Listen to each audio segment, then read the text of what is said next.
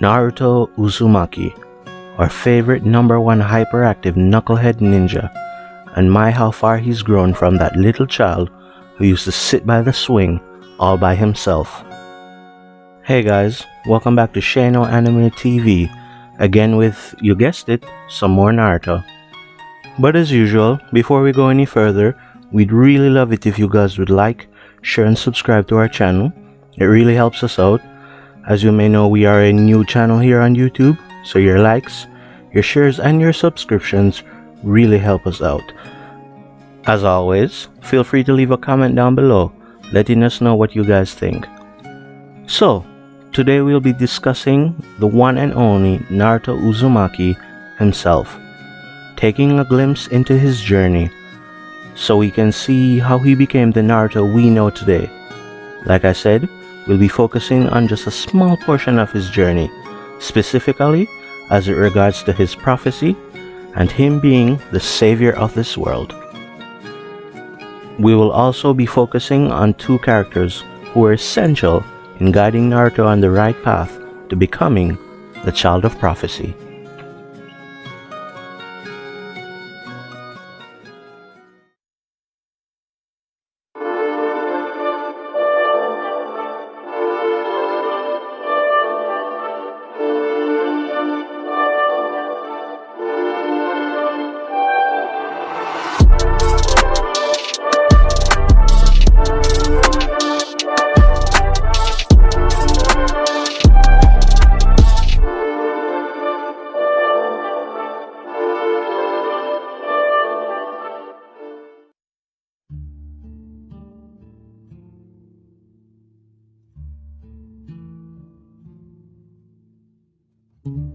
Jiraiya the Gallant, one of the legendary Sannin, a writer, philosopher, one of the greatest ninjas of his time, and master to some of the greatest ninja who have ever lived, including our hero, Naruto Uzumaki. Jiraiya was the man who set this whole entire prophecy in motion. Having spent so many years of his life on the road with Naruto, Jiraiya was more than his sensei. Jiraiya was more like a father to him, the one who guided Naruto and solidified his ninja way. Jiraiya not only guided Naruto physically, mentally and morally, he would also grant him the task that would place him on the route to his destiny.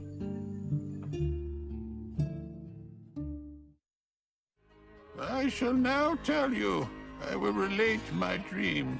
You shall become a great ninja, and once you do, you shall acquire an apprentice of your very own. That apprentice will become a ninja who will bring about a great change in the ninja world. Either great stability or great destruction, the likes of which this world has never seen. But which of these two I cannot say. You will be the one to guide this revolutionary change, and eventually there will come a day when you will be forced to make a critical selection. Whatever choice you end up making, it will direct the way that this great change is going to go. In my dream, I see you traveling around the world writing books.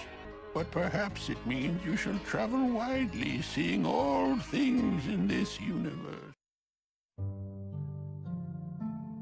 From an early age, Jiraiya set out on his journey to find this revolutionary. As the great Lord Elder prophesied, Jiraiya traveled the world, seeing many things.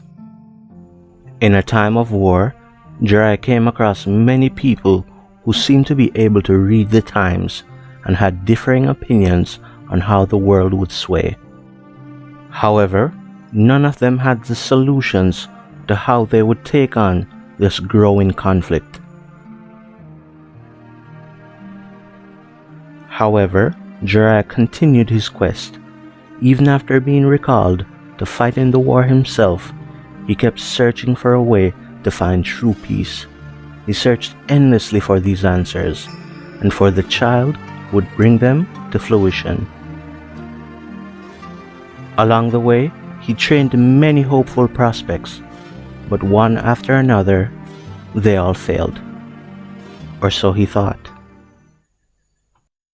Even I'm able to see that there's entirely too much hate in this shinobi world of ours. There's too much hate? I've always wanted to do something about all of this hatred. I'm just not quite sure how to go about it as of yet. But I truly believe that eventually the day will come when all people will understand one another and live in harmony. Boy, it sounds kinda complicated to me. And if I can't find the solution to this problem, then perhaps I'll entrust you to find it instead. Eh, Naruto? Yes, sir! I can't turn down a request from my master, can I, Pervy Sage? Jiraiya found another chance in the form of Naruto. Jiraiya had a kindling affection for Naruto. Perhaps it was because he saw much of himself inside of him. From their stubbornness and willingness to never give up, to their sometimes awkward dim-wittedness. Jiraiya not only taught Naruto, but learned from him.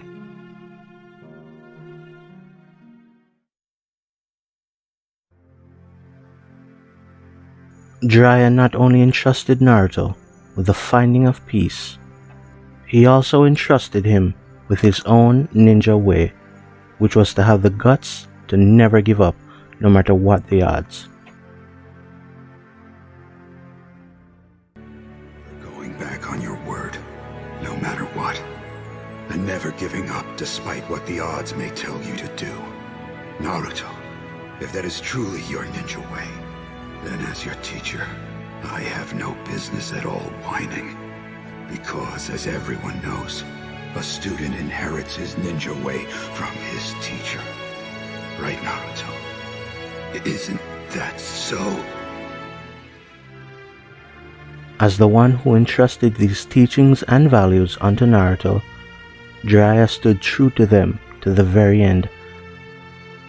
Having these values and passing them on stood as the ultimate fulfillment of his destiny. No matter what, that was the true choice that I was supposed to make. You are the child of prophecy. I'm sure of it now. I leave the rest to you.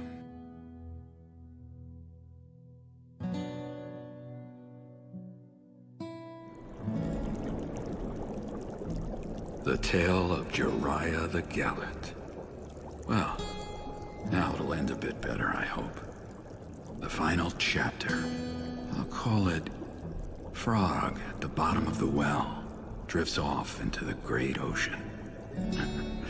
Just barely glorious, but glorious indeed.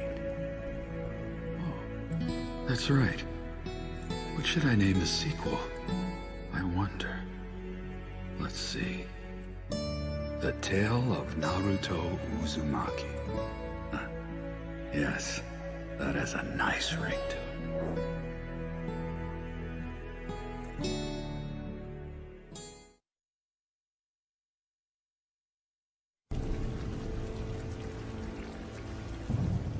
You can become a great ninja, and once you do, you shall acquire an apprentice of your very own.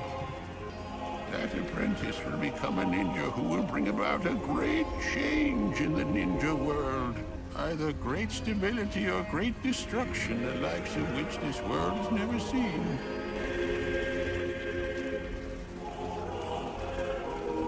Nagato Uzumaki, Naruto's sibling student, the second child of prophecy, and a bringer of destruction. Naruto's perfect counterpart and one of his most influential teachers on his journey.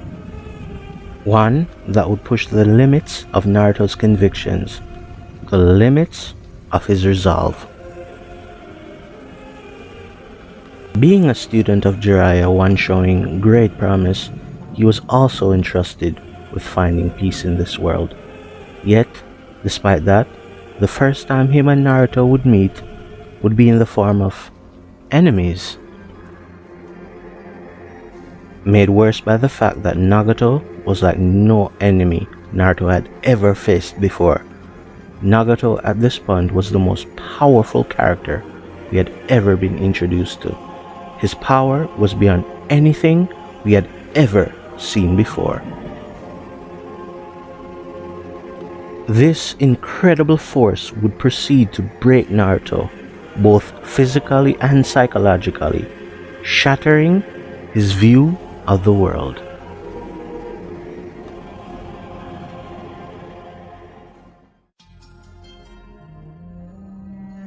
But why though? Why did Nagato become this way? Wasn't he one of the favored pupils of Jiraiya? One whom Jiraiya saw worthy enough to entrust with his journey's dream? One who not only shared but helped shape Jiraiya's ninja way? What could have happened to change such a person? A pure-hearted child whose only dream was to protect the friends he loved and to fulfill the mission assigned to him by his sensei. What could have truly caused this? One word: war. War is hell, an endless abyss of pain and misery, suffering and despair. A canopy of tears that would cover the Hidden Rain village for years on end, and in its wake left countless casualties. Among them are almost all the people Nagato had come to love. The pain he felt would shape the man he would one day become, as well as lay the foundation for the philosophy that would guide his life. Jiraiya had tasked him with the finding of peace in the ninja world, as well as finding a way for people to truly understand each other. Through his suffering, he began to believe that the only way for people to truly understand each other was through pain. And so, he became the embodiment of pain, seeing himself as a god who would restore order. He sought to show the world what true pain was and pacify all wars with the terror that pain would inspire, leading the world down the path to stability and peace. Nagato was one of the most philosophically complex characters in the entire show. Unlike Naruto, who was still unsure of the way to find peace and bring people together, Nagato had already found a way, and Naruto would see Nagato's way firsthand. Unable to understand Nagato's way, Naruto proceeded to judge Nagato. I have nothing to say to you. My goal is to fulfill the dream even Jiraiya Sensei was unable to achieve. As I said earlier, what I want is to create peace and bring about justice. Create peace? Justice? Are you kidding? Give me a break! You killed my master! And my sensei! Hurt my friends! Destroyed my village! After all of the horrible things that you've done, don't you dare talk about peace and justice! I'm gonna kill you!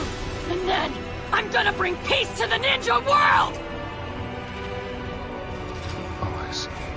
That is noble of you. That would be justice. However, what about my family? My friends? My village? How is it fair to let only you people preach about peace and justice? Naruto thought he had the moral high ground, that pain was evil, and that defeating him would be justice for those he had killed. But how was this any different from what Pain was trying to do? We're both motivated by our desire for peace and justice. The justice that I have delivered against the Leaf Village is no different from what you are trying to do to me. Everyone feels the same pain when losing something dear. You and I have both experienced that pain. You strive for your justice, and I strive for mine. We're both just ordinary men who have been driven to seek vengeance in the name of justice. And if one comes to call vengeance justice, such justice will only breed further vengeance. And trigger a vicious cycle of hatred. Pain would then proceed to show Naruto this cycle by continuing to take the lives of more people he loved. The need for revenge was at the heart of the cycle of hatred, and it would be one of the key things that Naruto would have to learn to overcome. He would have to learn to break the cycle of hatred. Of course, we know he failed miserably at this the first time round, allowing his rage and need for revenge to take over, causing far more harm than any good he could have possibly created. Nagato presented Naruto with the cruel realities of the world, causing him to rethink the way he saw the world. Nagato thought that the solution was to bring the world together through pain. So many others, one by one, they kept dying. Thinking that if the world could suffer so much pain that they would all come together to make it stop. Of course, this thinking was flawed. Naruto knew it, and deep down inside, I think even Nagato himself didn't believe it was possible. Didn't believe peace was truly possible. Nagato had lost faith in himself. He had lost faith in his ability to believe in Jiraiya's dream.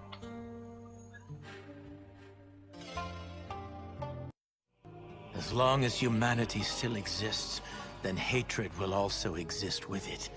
There cannot be true peace, not in a world as cursed as this one. All that Jiraiya Sensei said about peace is nothing more than wishful thinking.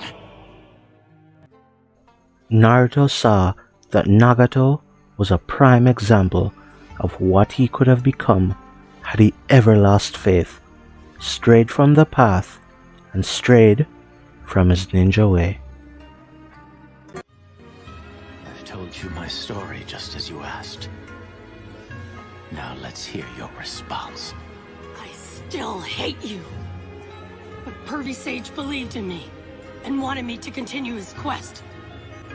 And for those reasons, I choose to believe in him and to follow what he taught me. I'm gonna break that curse one day. If there's truly such a thing as peace in this world, then somehow I'll find it. I'll never stop looking. By not choosing revenge, Naruto was able to break free from the cycle of hatred, not only reaffirming his own resolve, but relighting a spark of hope within Nagato. I will become Hokage. And I will bring peace to the Hidden Rain. I will! I'm asking you to believe in me. You give me a vision of a future that shows a different path from the one I've walked. I think I shall believe in you after all. With his final moments, Nagato would warn Naruto of the hardships he would have to face going forward, and lay to rest, finally, in peace. Naruto, I shall go and return to our master's side, and from there I'll continue to watch your story unfold. I believe that you are the final volume of a trilogy, Naruto.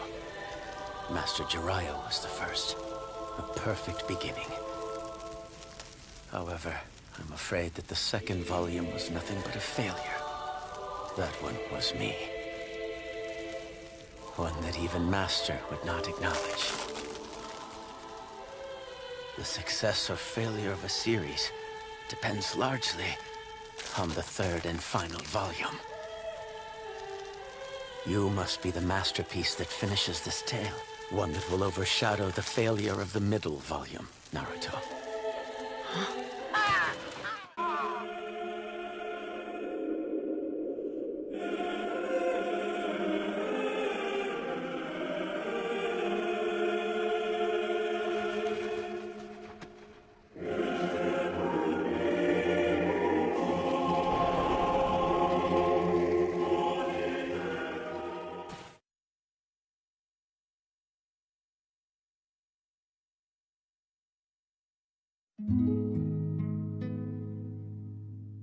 Naruto Uzumaki, the child of prophecy, the living and enduring legacy of both Jiraiya and Nagato, their hopes and dreams personified.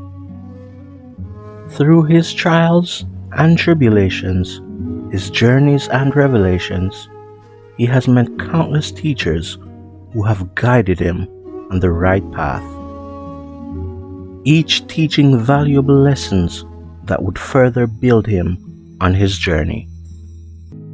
Whether it be the guts to never give up,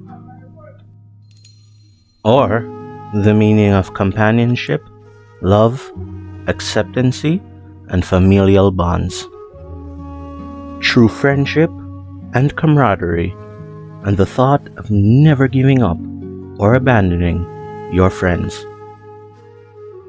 The belief of never leaving your comrades behind.